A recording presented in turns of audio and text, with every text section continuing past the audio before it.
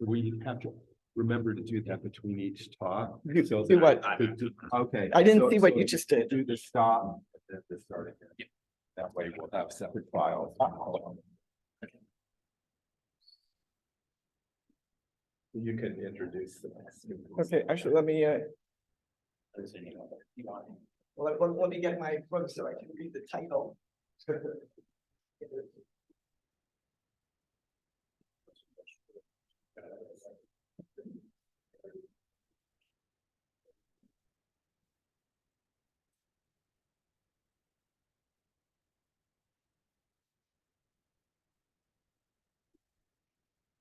All right, so actually we should get started getting everybody set up here. So our first talk this morning in this antiferroelectrics session is by Hugo Aramberri from Luxembourg, and he will be talking about artificial antiferroelectrics for energy storage. So let's get you all mic'd up and set up. Oh, and it's an invited talk. So Ron just asked me to make sure to mention that. So you'll have 30 minutes. Please remember to leave time at the end. I'll give you a signal.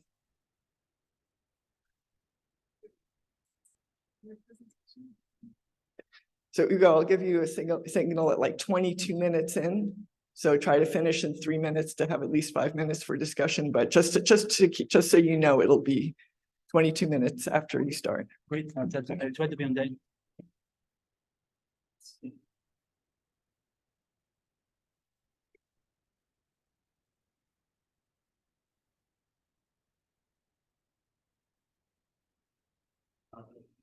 Get up on your call. Yep.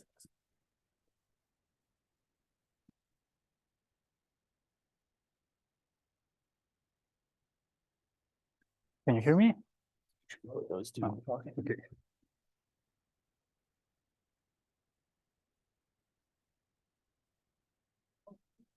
Can you hear me now? Yes.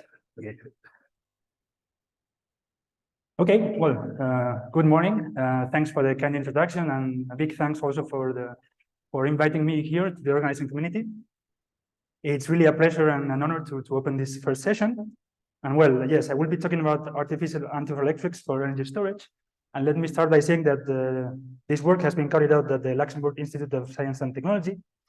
And let me also start by acknowledging these two people who are also involved in this project. So Natalia Fedorova, also working at LIST, and Jorge Iñiguez, who is also in the audience and who has supervised this work here.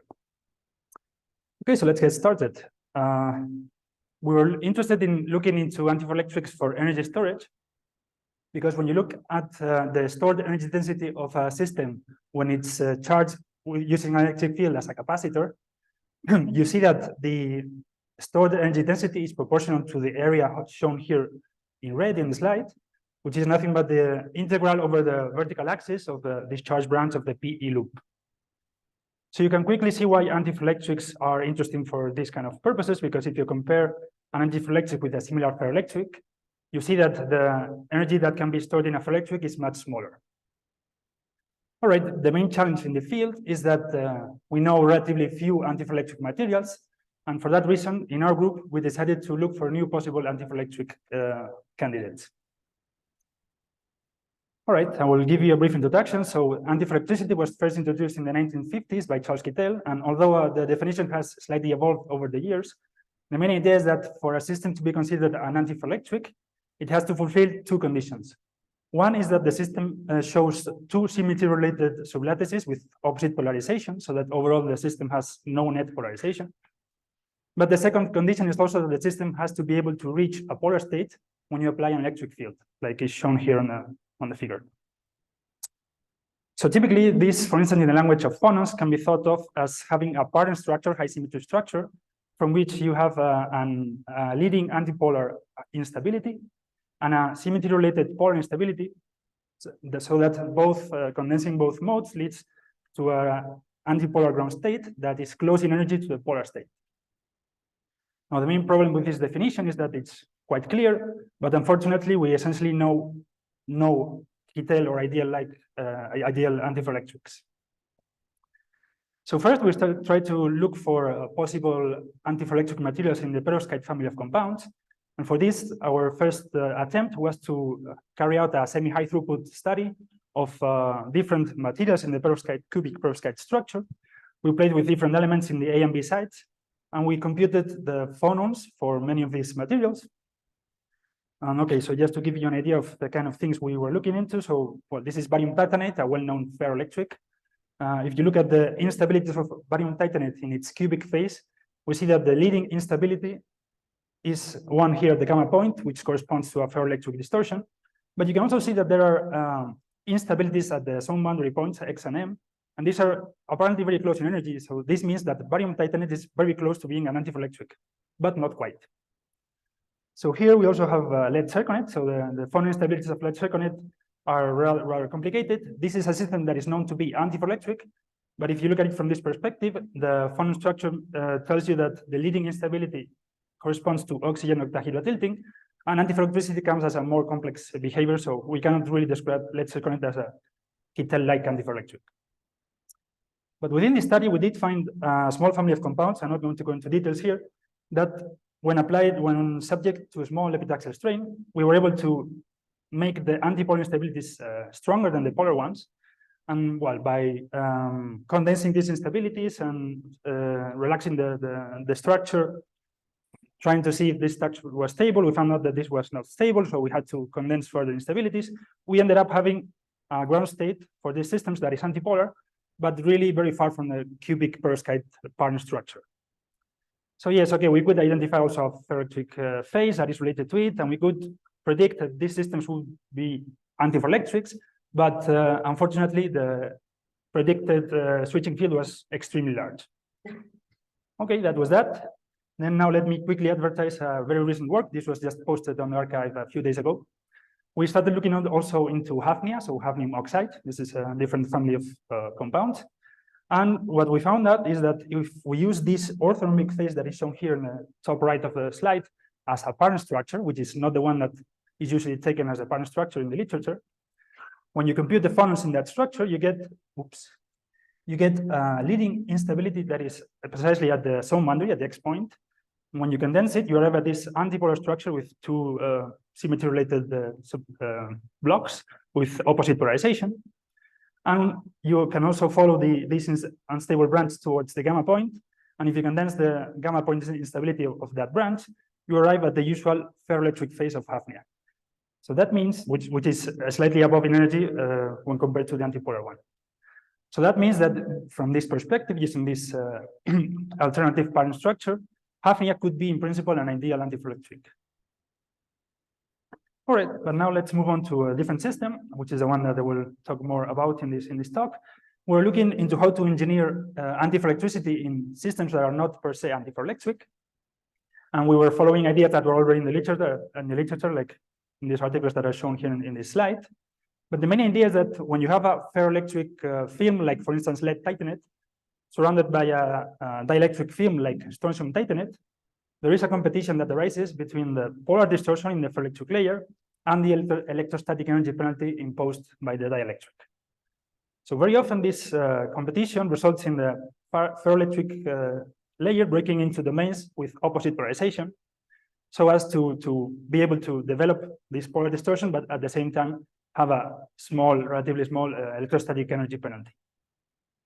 So for instance, in lead titanate, strontium titanate superlattices, this was already predicted by first principles calculations more than a decade ago. And it was also observed in experiments a few years ago in those very same superlattices. So in this work, we're going to study this kind of superlattices, but using second principles atomistic simulations. Now, I'm not going to go into details here, but just to give you a glimpse of how good these second principles models do. So they were already developed some years ago, and they were successfully applied for different problems in a different context. And you can see that, for instance, the dipole structure that we obtain with one of these superlattices is very closely resembling that of first principles, and more importantly, that of the experiment. All right. So if we go back to the idea of computing, having a partner structure from which we have an antipolar and a polar distortion, we can think of a good reference state for this superlattice, which In this case, is the one in which all the atoms occupy the cubic perovskite positions, so the high symmetry positions, if you wish. Now, if you compute the phonons in this high symmetry structure, you get that the leading instability occurs somewhere between the gamma and X point. And if you look at the eigenmode, it precisely corresponds to this two-domain structure with a kind of a vortex domain in between. Okay, that's great news. So we can condense this instability in the system. We can now go on and perform a simulated annealing with Monte Carlo to try to see if this is actually the true ground state of the system. And indeed, by doing this, we arrive at this ground state. You might see that there's a small difference. Now, in the color coding, I'm showing the out-of-spring component. And basically what we see is that, well, this detail will not be important in the rest of the talk, but there is an out-of-spring component developing in the domain walls. All right, so we have an antipolar system, which is a great starting point for having an antiferroelectric. Now, the next thing we have to test is if this system can be switched onto a polar state. So for that, what we did was to try to simulate in the computer a PE loop, an hysteresis loop, if you wish. And to do so, what we did was we started with a ground state, and we incremented the field in small amount. And each time we increment the field, we take the previous structure and we perform another Monte Carlo annealing, but this time under the right field. So we can do this sequentially, and we can go with the field sweeping up and down, and we arrive at curves that look like this. So here we have that when we go to high enough fields, the system does turn into a polar state where all the superlattices is polarized along the growth direction. And then we also see that when we switch off the field, we recover the antipolar state. Okay, so having seen this, we can say that this system is antipolar and it can be induced into a polar state. So we can say that this system effectively behaves as an antiferroelectric. Now, you might have seen here that these calculations are essentially done in the low temperature limit at 0 Kelvin nominally. So because we're interested in energy storage applications, we try to reproduce these things, but for a similar thing, but this time at room temperature. So here, instead of doing Monte Carlo simulated annealings, we just run ordinary Monte Carlo simulations at constant temperature, and we take averages of the polarization across the whole simulation. And we get a curve that looks like this. So we still have a zero net polarization state at zero field. And here I'm showing a representative snapshot of the system. So I don't know if you can see it from there, but you still can see somehow this two-domain structure, but there's of course a lot of thermally activated fluctuations going on. And then also in the high field limit, you also recover something that looks like a polar state. So this means that this type of superlattices still, the antiferroelectric behavior still persists at room temperature, which is great news. Now, the other thing you might have noticed is that now there is no hysteresis. This is actually good news because when you think of antiferroelectrics as possible materials for energy storage, if you have a large hysteresis, you will get lots of energy lost every time you cycle the system. So in this case, at room temperature for this particular system, we see that there's no hysteresis, meaning that this is actually ideal for energy storage because it would present nominally a 100% efficiency. Okay, now the main advantage of using these superlattices is that we can tune the response by playing with the different design parameters that these superlattices offer. So now I'm going to show you how different design parameters affect the PE curve, so the polarization response, but also how that affects in turn the stored energy density in these systems. So we can start playing, for instance, with the thickness of the PTO and STO layers. And what we get is the following. So I hope you can see it there. As we increase the relative thickness of the PTO layer, we're going towards, if you will, stabilizing the polar distortion in lead titanate.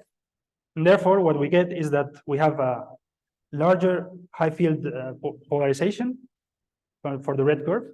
And we also see that the switching occurs at lower fields. We have a lower switching field. And that makes physical sense. But when we look at how this affects the energy density, we see that the behavior is quite rich. It's what you see here below. But it's somehow non-monotonic or a bit complicated in the sense that if you ask, okay, so for getting more energy, what should I do? Should I increase or decrease the thickness of PTO?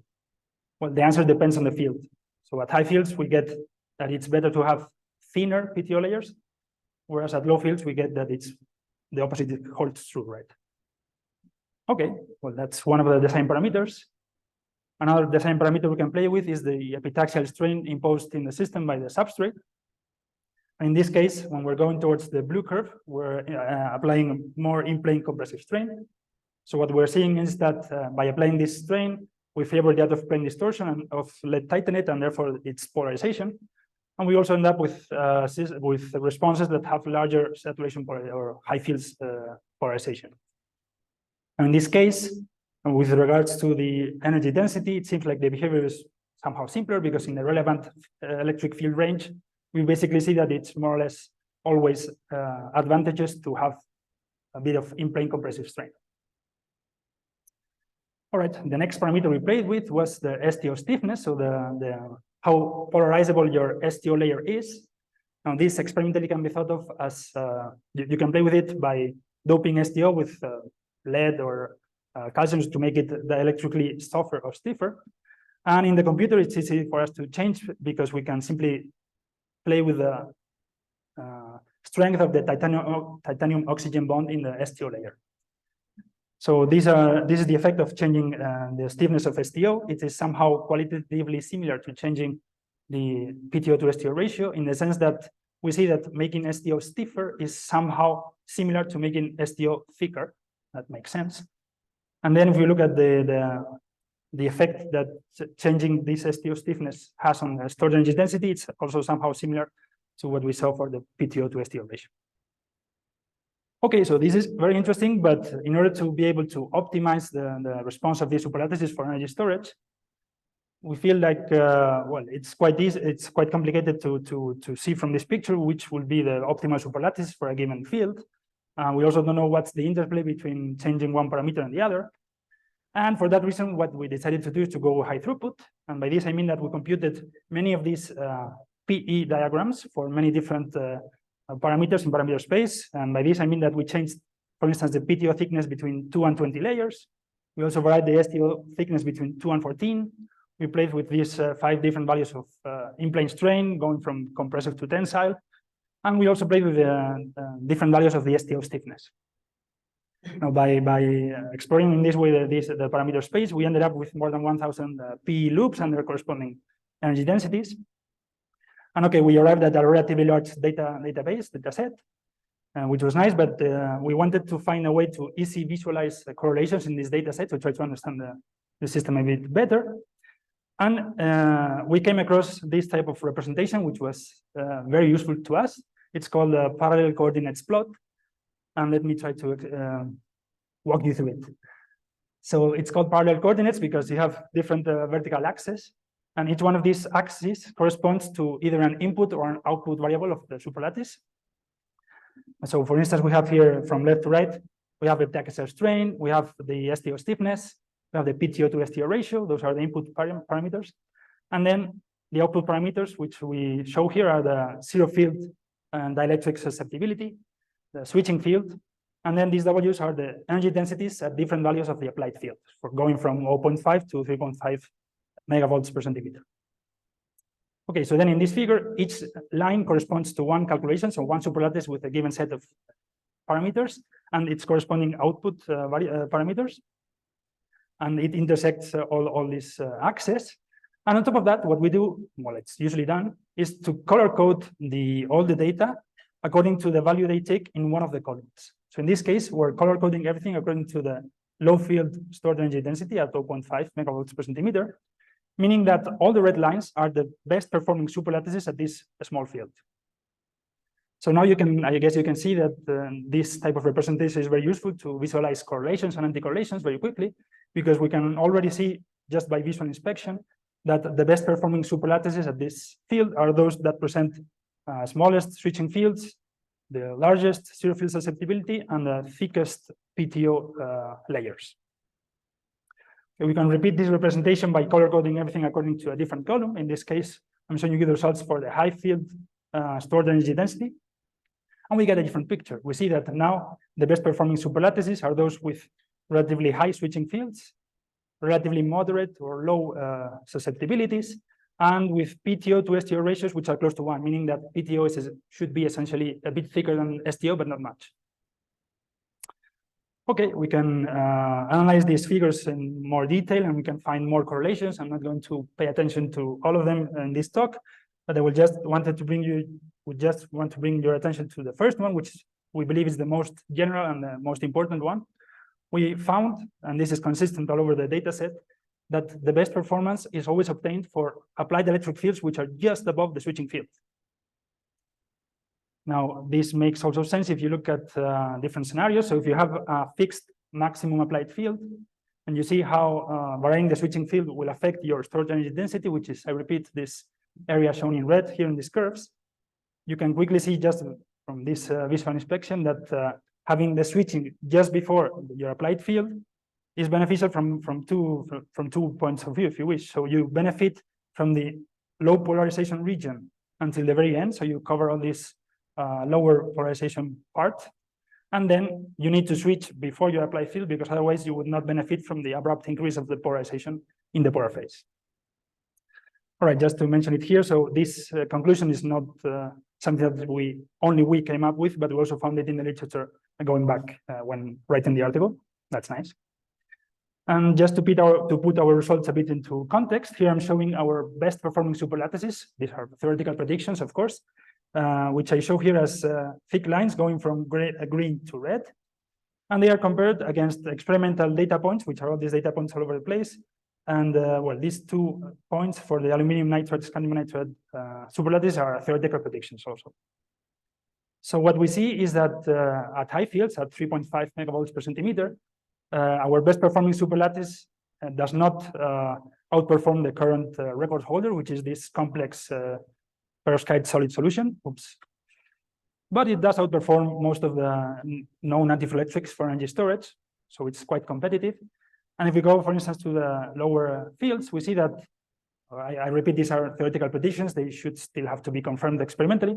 But if they were true, we would see that this type of superlattices could, in principle, outperform the known antiferroelectrics for this purpose. Okay, I will quickly sum up the talk and arrive at some conclusions, and then I will give you a brief glimpse of what we're doing right now, but I will be on time for sure. Okay, so in this work, we've shown that we can engineer antiferroelectric behavior in a system which was not, in principle, antiferroelectric, which is this ferroelectric parielectric superlattices. We have studied, in particular, lead titanate, strontium titanate, but these kind of ideas should be applicable to other ferro-para superlattices for sure. We have been able to optimize the stored energy density as a function of different design parameters and applied fields. And we have come up with superlattices, predictions for superlattices that would store more than 100 joules per centimeter cube for a field of 3.5 megavolts per centimeter with nominally 100% efficiency, because these systems showed no hysteresis. Okay, so if you're interested in more details, please ask me later. But of course, you can also check the article that came out last year. And now, last but not least, I wanted to show you our most recent work, which is still unpublished, but we're already preparing the article. So we're still working on PTO, STO superlattices, now from a different perspective, if you wish. We have found out a way to stabilize ferroelectric bubbles in the center, in the PTO layer. And we are seeing that these bubbles are thermally activated and move around spontaneously, following some kind of stochastic dynamical process. So we find this very cute and quite interesting. I hope it has sparked your interest too. And yeah, we will write the article in the following weeks. Okay, so yes, now that was it. Thank you for your attention, and please ask me any questions you may have.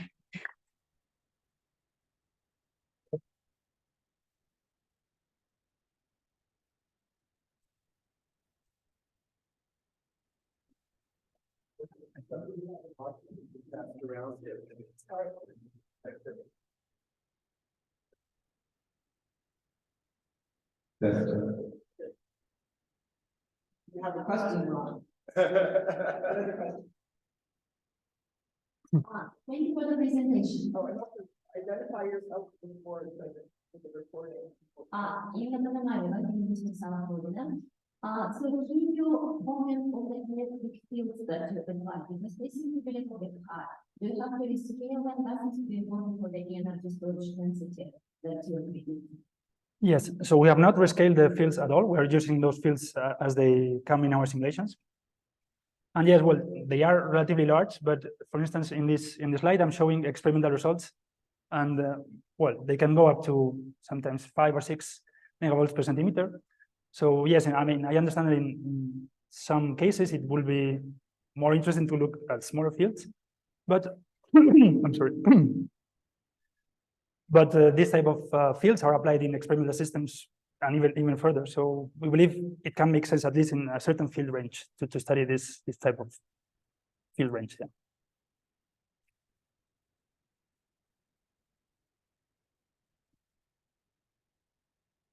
Lane Martin, nice talk, thank you. It's good to see what your guys are thinking about those things. So maybe following up on this previous point, we have tried similar things with the actual structures. The output direction, the lead training is pretty leaky. Right, so getting to these solar fields is machine. Put a little bit of zirconium in, no problem. We can go to a much higher field, probably get out to the spring. So I think if you guys can think about research systems in that direction. Okay, my other question, I guess, was what about in plane? Is there anything, so you were applying fields in the out plane direction? Is there anything interesting that happens if you apply in plane? We are seeing back switching similar to something like this in the in plane direction. So I just wanted to hear that. Okay. Well, about the first part, well, we can have a look into that. We can also, in the same way that we can play with the STO stiffness, so somehow mimicking doping, we can apply similar ideas to the ferroelectric layer, and we can maybe have a look at how that affects the energy density.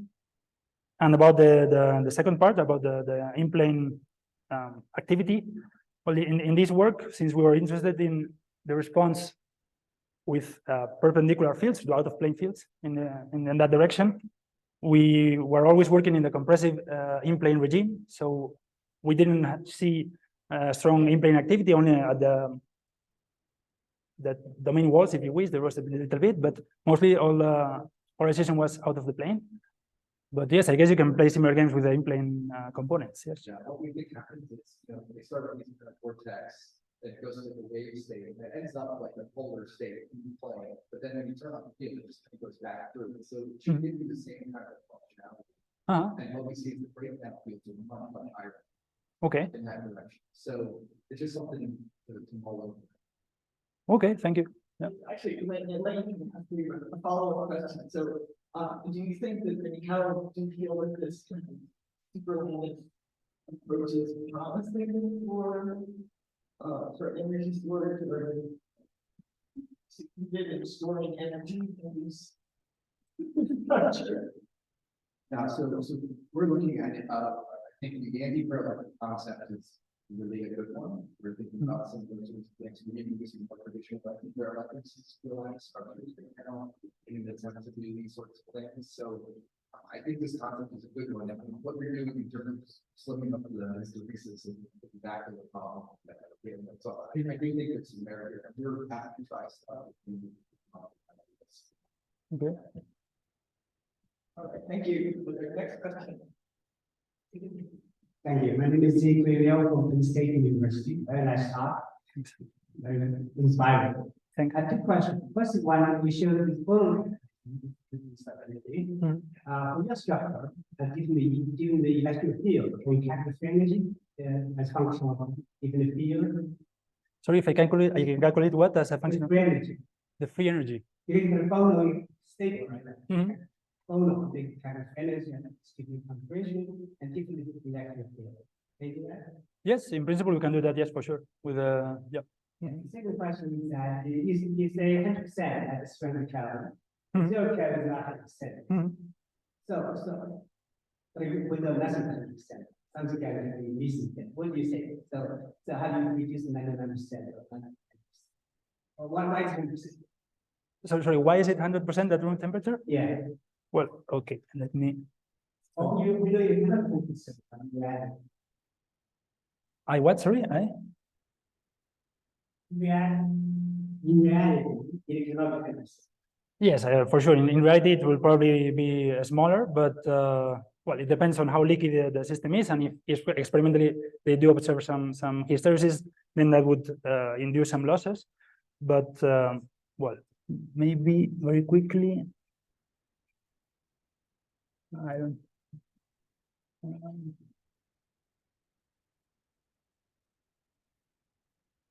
Yes, so can you see this slide? Okay, so here to the right, I'm showing the efficiency of different antiferroelectrics as a function of field. And again, the data points, the points correspond to experimental measurements.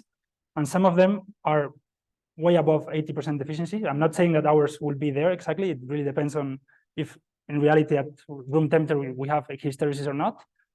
But in principle, it could be close to 90. I mean, I think the record is something like 97 or something like that. So some of them can go really, really high in efficiency. And the reason being that, yeah, you can sometimes reduce the hysteresis or even get rid of it. And then each time you cycle, you in principle do not lose any energy at all. There might be other sources of losses somehow, but nominally, it's really very close to 100% in some cases, yes.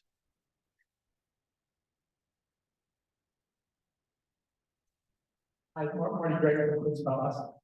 So we looked at this kind of thing, but non-superlattices, so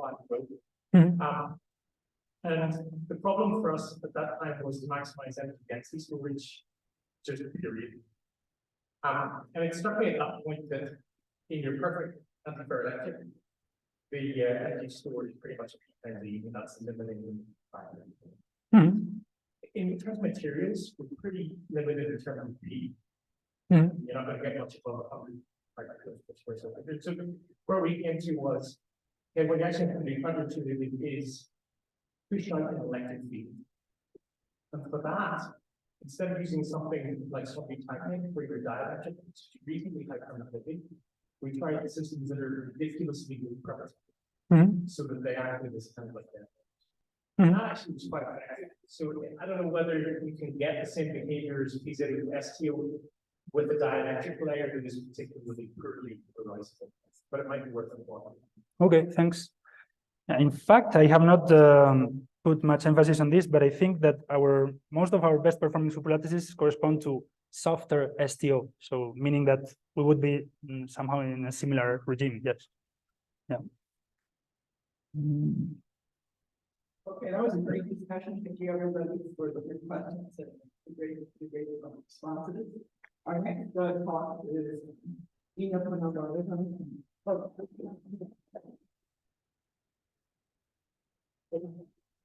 so our next talk will be from the University of Florida.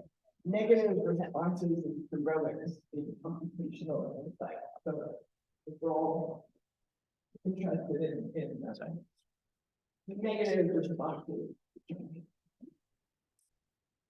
Not part of the other. Let's do all the other business. So